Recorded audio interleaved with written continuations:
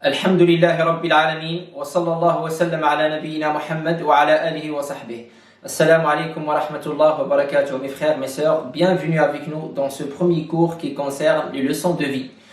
Dans ce premier cours, Inch'Allah, on va aborder un sujet très très important.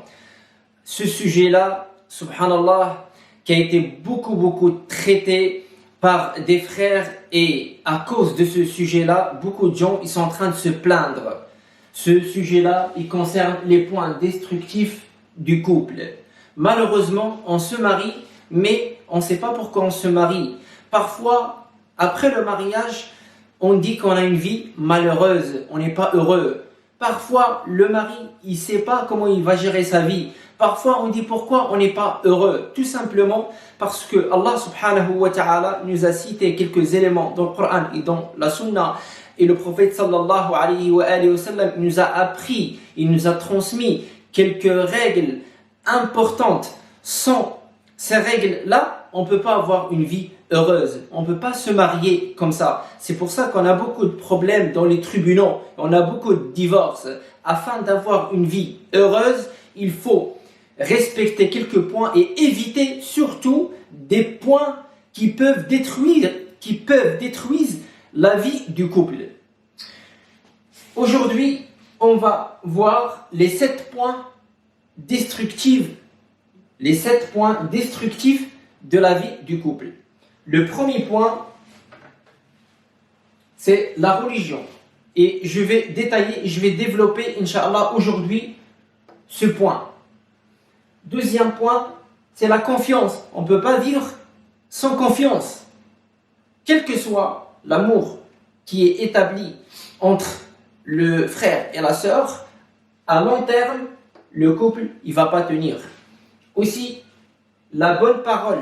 Sans bonne parole, le couple et la vie du couple, elle pourra pas durer longtemps. Aussi, la communication. Il faut communiquer, il faut parler, parce que quand on ne parle pas, on ne communique pas, les problèmes, ils s'entassent. Il y a un cumul qui va apparaître après et ça va éclater d'un coup. Et ça, c'est important et on va donner des preuves de le Coran et de la Sunna.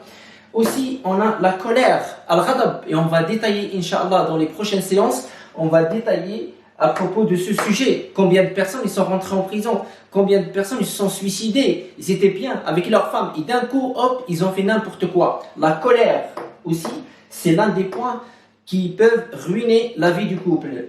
Aussi, le temps, comme quoi qu'il faut accorder un temps à son partenaire. Et on va aussi détailler sur ce sujet. Et aussi la sexualité. La sexualité, c'est un élément et c'est un point très très important sur lequel le prophète sallallahu alayhi wa sallam a parlé dans la sunna. Et Inch'Allah, on va le développer. Aussi, sans ce point-là, l'amour, il baisse. Et après, la vie du couple, elle peut finir par un divorce.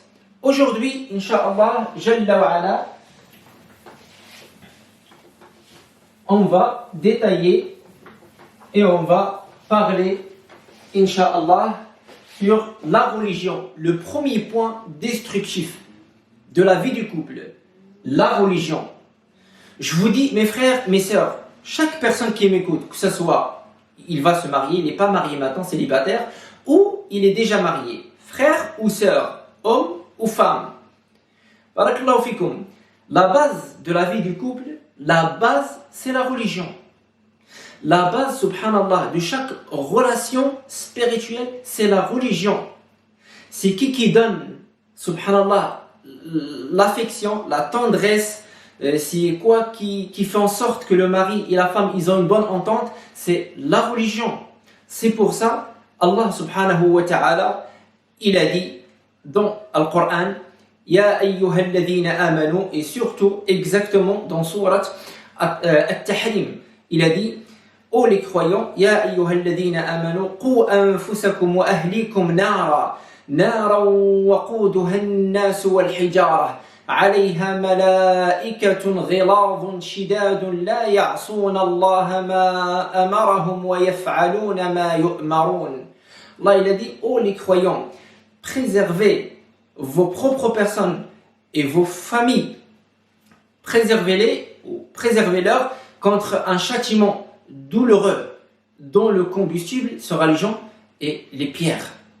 Donc, pour avoir le bonheur et la réussite et réussir sa vie du couple, il faut la religion. C'est impossible de se marier avec quelqu'un qui n'est pas dans la religion, ou la femme elle se marie avec un frère qui n'est pas dans la religion, et après on cherche le bonheur. Même si au début on a le bonheur, on s'entend bien, mais à long terme, il n'y aura plus ce bonheur, car c'est Allah qui le donne.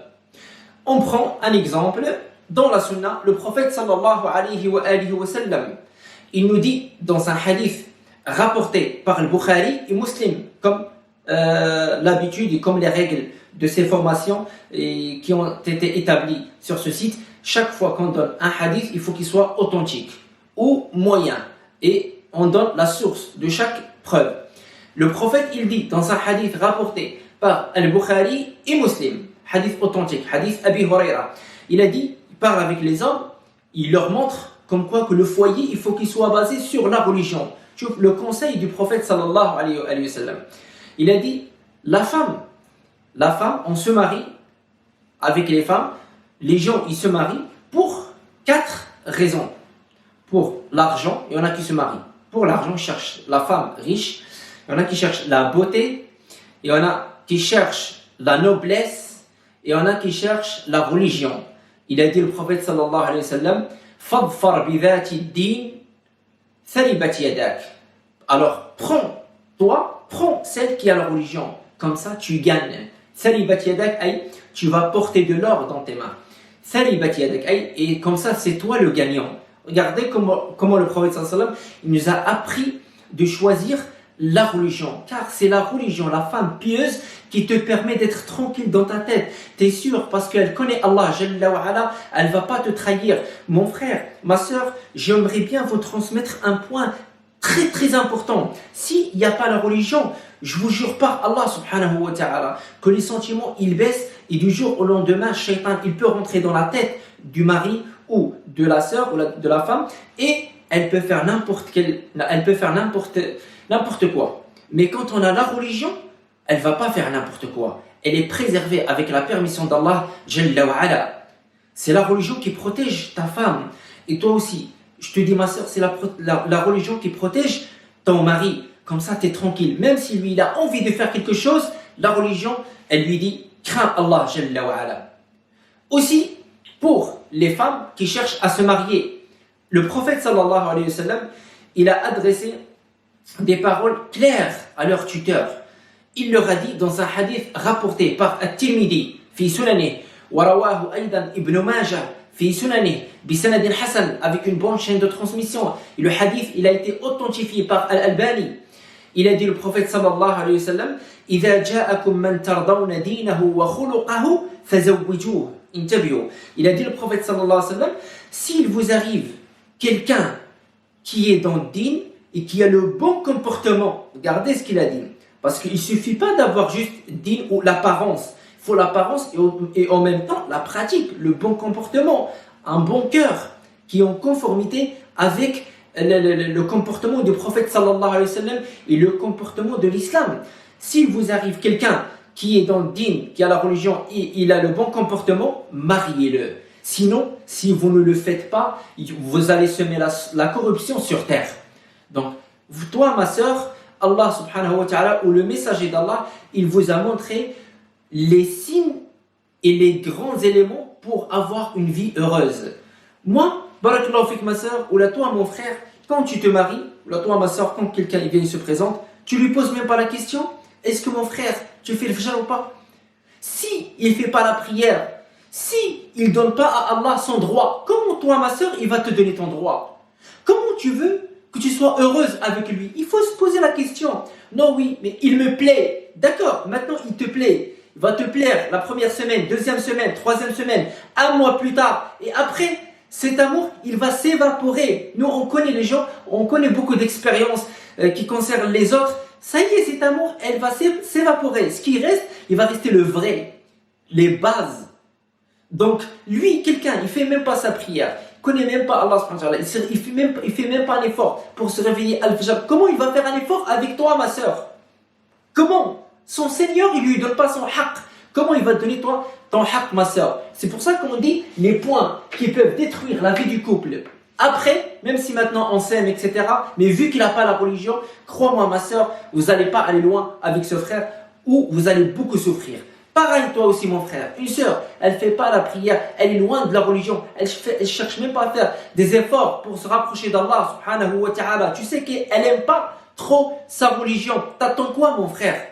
Qu'est-ce que tu vas attendre? Bien sûr, la sœur qui glorifie pas Allah, subhanahu wa ta'ala, et sa religion, elle ne va pas faire le bien avec toi. Elle ne va pas prendre soin de toi, mon frère. Peut-être le premier mois, deuxième mois, troisième mois, mais après, un an plus tard, les problèmes, ils vont commencer à apparaître.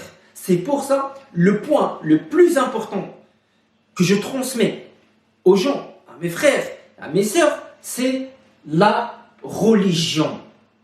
C'est pour ça, Allah, il a parlé de ce point dans le Coran et il a dit dans plusieurs passages, je prends moi le passage de Sourate les abeilles, Sourate An-Nahl. Allah, il a dit dans un verset qui est clair. من عمل صالحا من ذكر أو أنثى وهو مؤمن فلنحيينه حياة طيبة.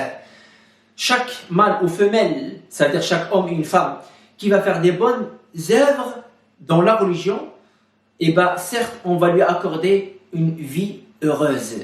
Ça veut dire que quand ton mari, il est dans le dîn, il lit le Coran, il aide les pauvres, il essaie de faire la prière à l'heure, il aime bien lire la sunna du prophète sallallahu alayhi wa sallam, ça bouge dans la maison, dans le foyer, la femme aussi, elle fait du khayr, elle fait sa prière, elle fait son hijab, elle essaie de se rapprocher d'Allah, Jalla wa ala, elle est bien avec les autres, elle lit le Coran, chaque jour on essaie de lire quelque chose. Bien sûr, selon le verset là que je viens de citer, que je viens de mentionner, Allah il dit, certes, les gens comme ça qui font des bonnes œuvres, c'est-à-dire dans la religion, qui sont dans le dîn, eh ben, on va leur accorder une vie heureuse. Donc regardez comment Allah il a lié la joie, subhanallah, il a lié la joie et la bonne vie avec les bonnes actions dans la religion.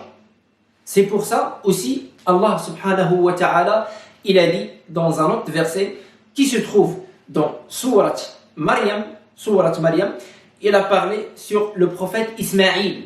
Et regardez qu'est-ce qu'il a dit.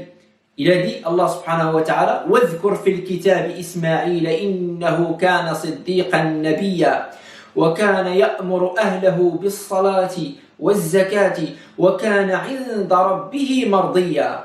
Et rappelle-leur le messager Ismaïl, car il était un messager véridique et il demandait toujours à sa famille de faire la prière et de faire zakat, et il était quelqu'un de bien auprès d'Allah subhanahu wa ta'ala.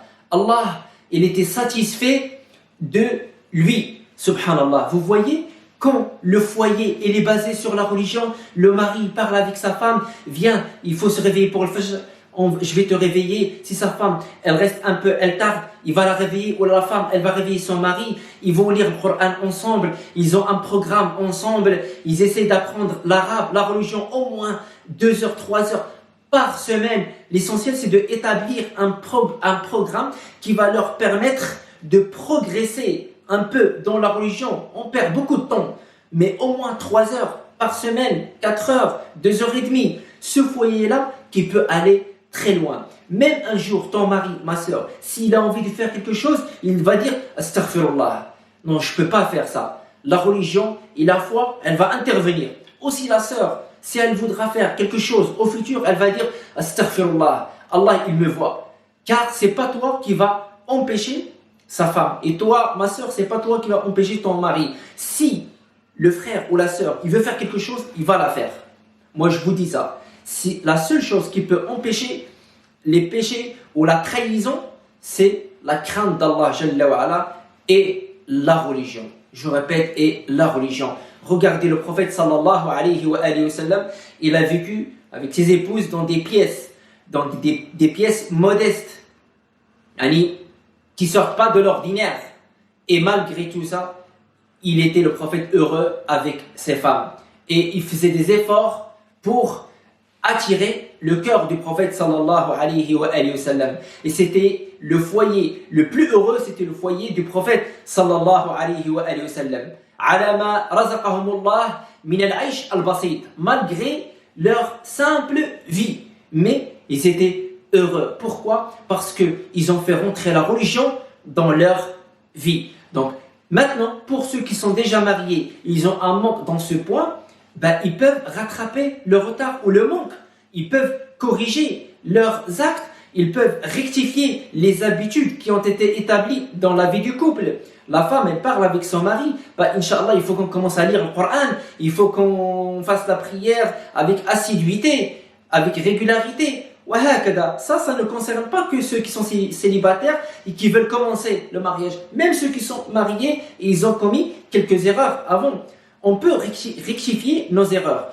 Donc, pour clôturer la séance d'aujourd'hui et le cours d'aujourd'hui, donc, je vous dis, mes frères, mes sœurs, que le bonheur et la joie et la réussite de la vie du couple, elle commence par le fait d'établir la religion dans son foyer. Sans religion, on ne pourra pas aller loin. Sans glorifier Allah subhanahu wa ta'ala et évoquer Allah subhanahu wa ta'ala et pratiquer sa religion dans le foyer, on ne pourra pas aller loin. Et même si on part loin, on aura une vie malheureuse. Et ça, ce qu'il arrive malheureusement à beaucoup de gens et beaucoup de couples, mais maintenant, ils ne peuvent pas se séparer. Ils disent qu'on a maintenant des enfants, mais bon, on a pris l'habitude et on ne peut que patienter dans cette vie malheureuse. Et malheureusement, on connaît beaucoup de gens qui sont comme ça, qui sont venus nous voir et qui sont en train de se plaindre. Mais c'est pour ça, vous, les frères qui voyez ça, essayez de respecter ce point avant le mariage. Cherchez la religion et si vous êtes marié, essayez de rectifier, corriger les points qui peuvent faire en sorte que vous vous rapprochez d'Allah Jalla wa Ala et qui peuvent faire en sorte que votre foi elle sera renforcée. Barakallahu fikum wa sallallahu wa sallam ala nabiyyina Muhammad wa ala alihi wa sahbihi wa akhiru da'wana anil hamdulillahi rabbil alamin.